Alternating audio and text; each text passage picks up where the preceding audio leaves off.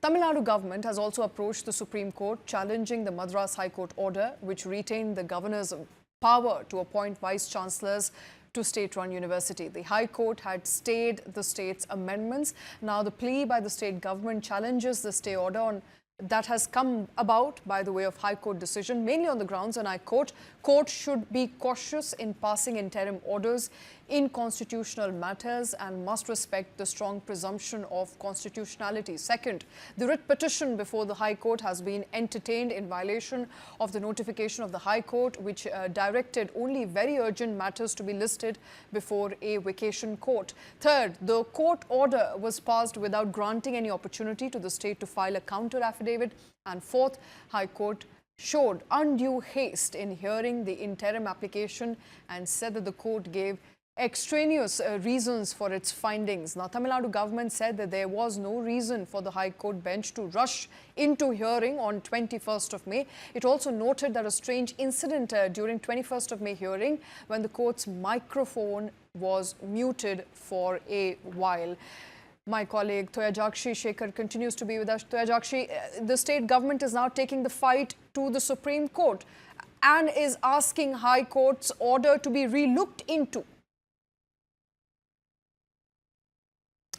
All right, we've lost the line there with Toyajakshi, but an important, interesting development as far as Tamil Nadu's and its government's approach to passing of bill and to what extent can government withhold these bills and the High Court's intervention in the said matter is concerned. It's now challenging the Madras High Court stay order on the appointment of vice chancellors to state-run university. Remember, the High Court had stayed the state's amendments. Now, the plea by state government is challenging the stay order of the High Court on many grounds, including that courts should be cautious in passing interim orders and that it was a vacation bench.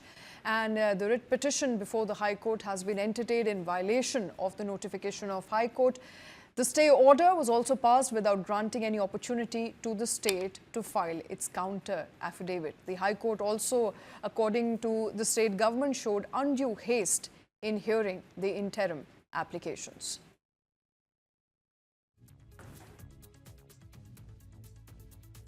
The Tamil Nadu government there has now approached the Supreme Court challenging the Madras High Court order which retained governor's power to appoint vice chancellors to the state-run university. The High Court stayed state's amendments and now the state government has challenged the stay order in Supreme Court.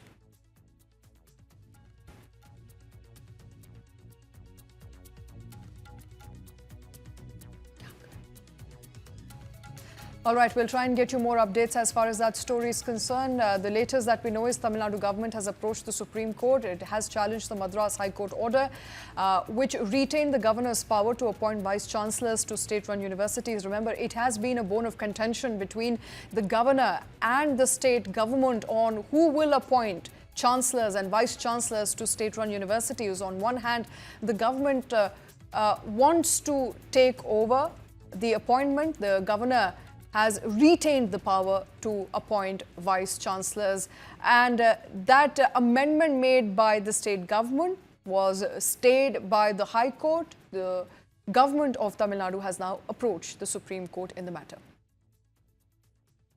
All right, my colleague Toyajakshi is joining us once again. Toyajakshi, it does appear now that the state government is not taking it lying low. It has moved the Supreme Court to challenge the High Court order.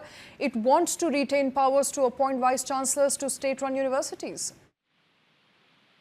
Well, yes, Shweta, here's what happened. The Tamil Nadu government has gone to the Supreme Court because the Chennai High Court put an interim stay on the law related to the appointment of Vice Chancellor. Now, the state isn't happy with that, so they have filed an appeal. Earlier, there was already a case in the Supreme Court about this whole matter on choosing the Vice Chancellor appointment issue. But someone had also asked the Supreme Court to transfer the case. Then the hearing for the transfer got pushed to July. But here I want to also mention that in 2022, the Tamil Nadu Legislative Assembly passed two significant bills, the Tamil Nadu University Law Amendment Act in 2022 and the Chennai University Act in 2022. These amendments aim to empower the state government to appoint vice chancellors to 13 state-owned universities, thereby reducing the governor's role as a chancellor in the appointment process. The Tamil Nadu government and the governor R.N. Ravi, who has been the center for several controversies concerning the withhold of assent to the state bills, the Supreme Court's upholding decision which likely to provide clarity on the constitutional limits of the governor's power in the context of state legislation. Over to you.